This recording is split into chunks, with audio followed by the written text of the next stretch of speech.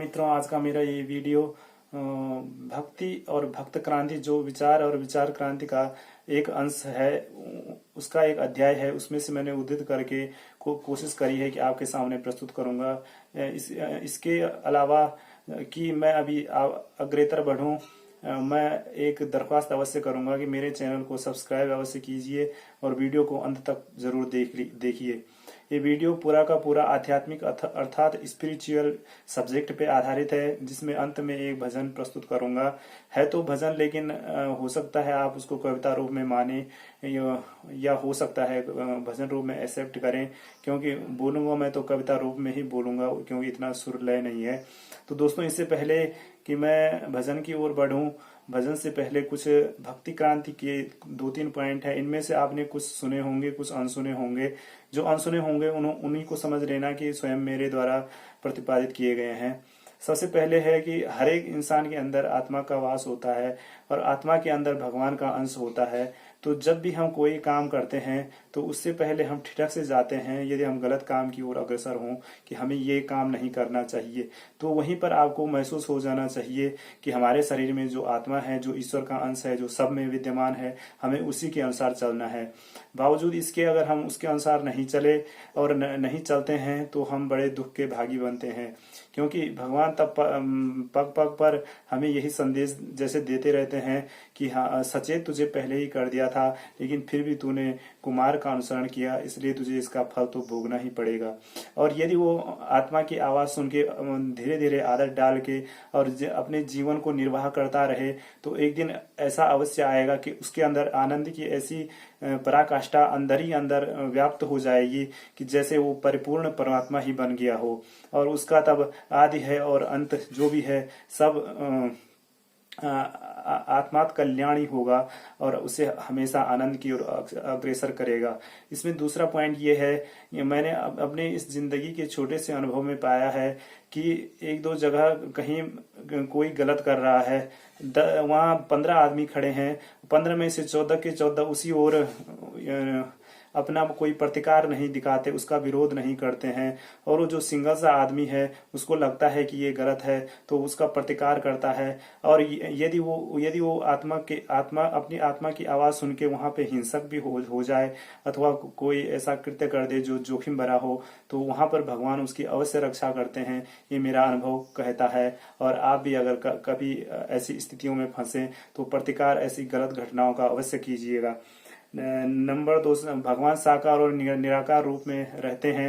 निराकार रूप में हमारे हिंदू धर्म में भी माने गए हैं। जैसे भगवान शंकर को ले लीजिए, उनका एक रूप से एक नाम शिव है और एक शंकर है, जिसमें से एक तो साक्षात भोले शंकर हैं, चंद्रमा त्रिशूलधारी जटाधारी हैं, और दूसरे में उनका जो शिवलिंग होता है वो निराकार रूप में माना जाता है। तो साकार निराकार जिसकी भी अर्चना करो, जिसकी भी वंदना करो, पूजा करो, तो वो लाभदायी एक ही समान होते हैं। ऐसे ही भगवान विष्णु का स्वरूप है। उनमें से भगवान विष्णु का जो साकार रूप है, जो भगवान राम भगवान कृष्ण के रूप में और अथवा साक्षात भगवान विष्णु के रूप में भी माना जाता है। दूसरा सालिग्राम के रूप में भी माना जाता है। तो सालिग्राम तो पत्थर का ही है, शिवलिंग की तरह थोड़ा बहुत संरचना उसकी होती है, तो उसको हम निराकार रूप में ले सकते हैं। इसी तरह दोस्तों, अब आऊंगा भगवान शंकर को अक्सर आपने सीरियल तो नाटकीय ढंग के होते हैं, और जो ये बीत गई घटनाएं हैं जो द्वापर युग की हैं, जो कलयुग के प्रारंभ की हैं अथवा सदी प्रथम सदी द्वितीय की होंगी, तो उनको अब जो हमारे इस 21वीं सदी की जो घटनाएं होंगी उनमें से जब 2-3 सदी आगे और आएंगी तो उसमें जो हमारे जनरेशन होगी वो इन घटनाओं को स्वीकार नहीं करेगी, क्योंकि तब तक बहुत कुछ बदल चुका होगा और ये तक के विचार दूषित हो जाएंगे। और उस समय जो घटनाएं अभी हम तो कहें, अभी हम सतयुग में, हम अच्छे युग में ही जी रहे हैं, क्योंकि अभी कलयुग के मात्र 8-9 हजार साल हुए। तो जब वो उस स्थिति में होंगे उस समय विचार भी कुंठित हो जाएंगे और भावना प्रेम बिल्कुल समाप्त हो जाएगा, लगभग समाप्त हो जाएगा। भक्ति का नामो निशान अधिकांश रूप से 50% तक मिट जाएगा। तो आदमी हमेशा अत्याचार में ही व्यस्त रहेगा। तो वो लोग विश्वास नहीं करेंगे कि पुराने समय में भी ऐसा हुआ है। मैंने इसका उदाहरण आपको इसलिए दिया है क्योंकि जो हमारे पूर्व की ऐसी कुछ घटनाएं हैं जहाँ कुछ हम इतिहास के बारे में पढ़े, एक ही घटना भी मुझे मालूम पड़ती है कि जो चंद्रगुप्त विक्रमादित्य का राज्य था उसमें कहीं कहीं भी किसी के यहाँ ताले नहीं लटके होते थे, सबकी भावनाएं पवित्र होती थी। चोरी चोरी और हिंसक प्रवृत्ति की कोई घटनाओं का कोई नामो निशान तक नहीं था।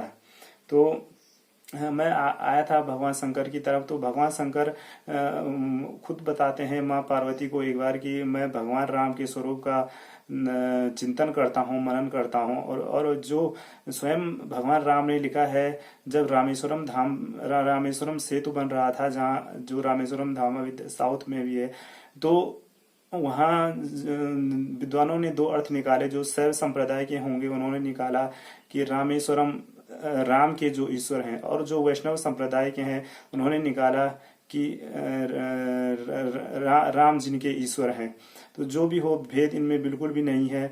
और एक तरह से ऐसे जुड़ जाने के बाद, अथवा आपने देखा होगा भगवान शंकर समाधि में है अथवा तपस्या में है और भगवान विष्णु योग निद्रा में है। तो वह एक तो जब महिषासुर जैसे राक्षसों का अत्याचार हो जाता है तो उनसे उनकी जो असली शक्ति होती है, त्रिशूल धारण की हुई माता रानी जो होती हैं, वह उनकी शक्ति से उत्पन्न हुई होती हैं और देवताओं की शक्ति भी उसमें निहित होती है। इसलिए उनके लिए बड़ी ऐसी कोई शक्ति का आविष्कार अपने आप हो जाता है कि वो महिषासुर जैसे दुष्ट दानवों का दमन कर देते हैं। तो एक तरह से देखा जाए तो मेरे विचार में जिस तरह इतने कई लोग तपस्यारत रहते हैं, तो भगवान शंकर को उनको इच्छित वरदान देने के लिए अपनी समाधि में चिंतन मनन करते हुए शक्ति, खैर वो शक्ति के तो भंडार हैं ही, शक्ति का नाम ही है, शंकर हो भगवान विष्णु हो एक ही माना गया है, लेकिन फिर भी उनको करना पड़ता है और वह तदनुसार फल अपने तपस्यारत भक्तों को दे देते हैं। तो दोस्तों, अब मैं बढ़ूंगा भजन की ओर। त्रिपुर पे भस्मी गले में विषधर, नमामि शंकर नमामि शंकर। त्रिपुर पे भस्मी गले में विषधर, नमामि शंकर नमामि शंकर। कर दे सफाया दुष्टों का, बनाकर रूप अपना भयंकर, नमामि शंकर नमामि शंकर। कर दे सफाया दुष्टों का रूप बना करके अपना भयंकर, नमामि शंकर नमामि शंकर। हिल रहा है पत्ता पत्ता वो साख में, भस्मी में तुम सजा देता अपने किसी अंग में, भस्मी में तुम सजा देते अपने किसी अंग में। जब मिल जाऊं मैं राख में, आदि में भी तू अंत में भी तू, दसों दिशाओं के दिगांत में भी तू। हिल रहा है पत्ता पत्ता वो शाख में, भस्मी में तुम सजा देते जैसे अपने अंग अंग में। जब मिल जाऊं मैं राख में, आदि में भी तू अंत में भी तू, दसों दिशाओं के दिगांत में भी तू। तांडव में तुम्हारे ब्रह्मांड सारा हिल जाता, सूखा पत्ता भी जैसे तुम इच्छा बिन हिल नहीं पाता, और अड़ा रहता है जगह अपनी अपनी जैसे कंकर एक कंकर। नमामि शंकर नमामि शंकर नमामि शंकर। सृष्टि के हर कण कण में तू बीते और बीत रहे हर क्षण में तू, तबाह कर जाता अपने हर एक दुश्मनों का बंकर। नमामि शंकर नमामि शंकर नमामि शंकर। दोस्तों, आज के लिए इतना ही, फिर किसी दिन मुलाकात होगी, तब तक के लिए नमस्कार, धन्यवाद। मित्रों, आज का मेरा ये वीडियो भक्ति और भक्त क्रांति, जो विचार और विचार क्रांति का एक अंश है, उसका एक अध्याय है, उसमें से मैंने उद्धृत करके कोशिश करी है कि आपके सामने प्रस्तुत करूंगा। इसके अलावा कि मैं अभी अग्रेतर बढ़ूं, मैं एक दरख्वास्त अवश्य करूंगा कि मेरे चैनल को सब्सक्राइब अवश्य कीजिए और वीडियो को अंत तक जरूर देखिए। ये वीडियो पूरा का पूरा आध्यात्मिक अर्थात स्पिरिचुअल सब्जेक्ट पे आधारित है, जिसमें अंत में एक भजन प्रस्तुत करूंगा। है तो भजन, लेकिन हो सकता है आप उसको कविता रूप में माने, या हो सकता है भजन रूप में एक्सेप्ट करें, क्योंकि बोलूंगा मैं तो कविता रूप में ही बोलूंगा, क्योंकि इतना सुर लय नहीं है। तो दोस्तों, इससे पहले कि मैं भजन की ओर बढ़ूं, भजन से पहले कुछ भक्ति क्रांति के 2-3 पॉइंट है। इनमें से आपने कुछ सुने होंगे, कुछ अनसुने होंगे। जो अनसुने होंगे उन्हीं को समझ लेना कि स्वयं मेरे द्वारा प्रतिपादित किए गए हैं। सबसे पहले है कि हर एक इंसान के अंदर आत्मा का वास होता है और आत्मा के अंदर भगवान का अंश होता है। तो जब भी हम कोई काम करते हैं तो उससे पहले हम ठिठक से जाते हैं, यदि हम गलत काम की ओर अग्रसर हों कि हमें ये काम नहीं करना चाहिए, तो वहीं पर आपको महसूस हो जाना चाहिए कि हमारे शरीर में जो आत्मा है, जो ईश्वर का अंश है, जो सब में विद्यमान है, हमें उसी के अनुसार चलना है। बावजूद इसके अगर हम उसके अनुसार नहीं चले और नहीं चलते हैं तो हम बड़े दुख के भागी बनते हैं, क्योंकि भगवान तब पग पग पर हमें यही संदेश जैसे देते रहते हैं कि हाँ, सचेत तुझे पहले ही कर दिया था, लेकिन फिर भी तूने कुमार का अनुसरण किया, इसलिए तुझे इसका फल तो भोगना ही पड़ेगा। और यदि वो आत्मा की आवाज सुन के धीरे धीरे आदत डाल के और अपने जीवन को निर्वाह करता रहे, तो एक दिन ऐसा अवश्य आएगा कि उसके अंदर आनंद की ऐसी पराकाष्ठा अंदर ही अंदर व्याप्त हो जाएगी कि जैसे वो परिपूर्ण परमात्मा ही बन गया हो, और उसका तब आदि है और अंत जो भी है सब आत्मात कल्याणी होगा और उसे हमेशा आनंद की ओर अग्रसर करेगा। इसमें दूसरा पॉइंट ये है, मैंने अपने इस जिंदगी के छोटे से अनुभव में पाया है कि एक दो जगह कहीं कोई गलत कर रहा है, वहां 15 आदमी खड़े हैं, 15 में से 14 के 14 उसी ओर अपना कोई प्रतिकार नहीं दिखाते, उसका विरोध नहीं करते हैं, और वो जो सिंगल सा आदमी है उसको लगता है कि ये गलत है तो उसका प्रतिकार करता है। और यदि वो आत्मा अपनी आत्मा की आवाज सुन के वहां पे हिंसक भी हो जाए अथवा कोई ऐसा कृत्य कर दे जो जोखिम भरा हो, तो वहां पर भगवान उसकी अवश्य रक्षा करते हैं, ये मेरा अनुभव कहता है। और आप भी अगर कभी ऐसी स्थितियों में फंसे तो प्रतिकार ऐसी गलत घटनाओं का अवश्य कीजिएगा। नंबर 2, भगवान साकार और निराकार रूप में रहते हैं।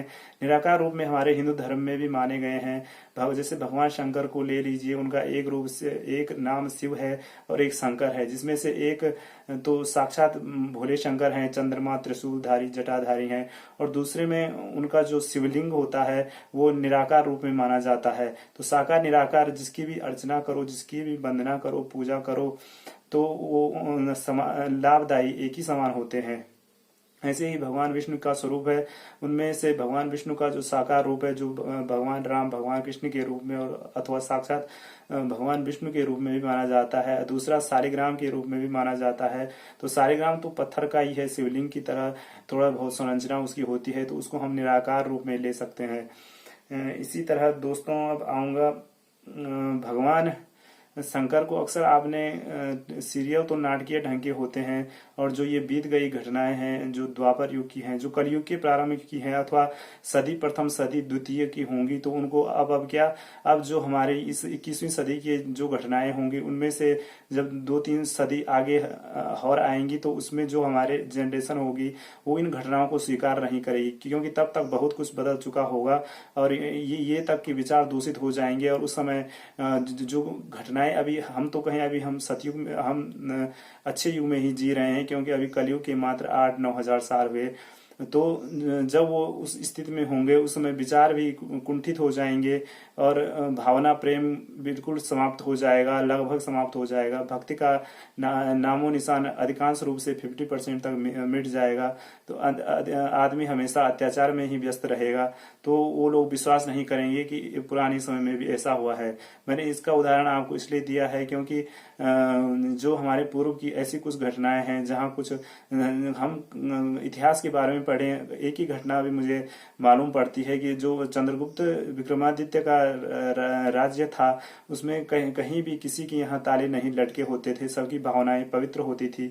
चोरी और हिंसक प्रवृत्ति की कोई घटनाओं का कोई नामो निशान तक नहीं था।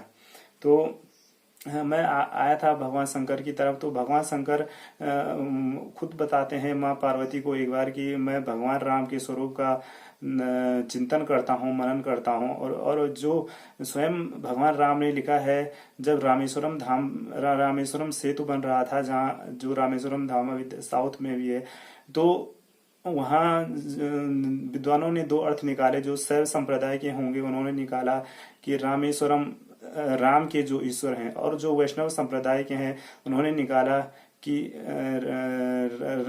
राम जिनके ईश्वर हैं। तो जो भी हो, भेद इनमें बिल्कुल भी नहीं है। और एक तरफ से ऐसे जुड़ जाने के बाद, अथवा आपने देखा होगा भगवान शंकर समाधि में है अथवा तपस्या में है और भगवान विष्णु योग निद्रा में है, तो वह एक तो जब महिषासुर जैसे राक्षसों का अत्याचार हो जाता है तो उनसे उनकी जो असली शक्ति होती है, त्रिशूल धारण की हुई माता रानी जो होती हैं, वह उनकी शक्ति से उत्पन्न हुई होती हैं और देवताओं की शक्ति भी उसमें निहित होती है। इसलिए उनके लिए बड़ी ऐसी कोई शक्ति का आविष्कार अपने आप हो जाता है कि वो महिषासुर जैसे दुष्ट दानवों का दमन कर देते हैं।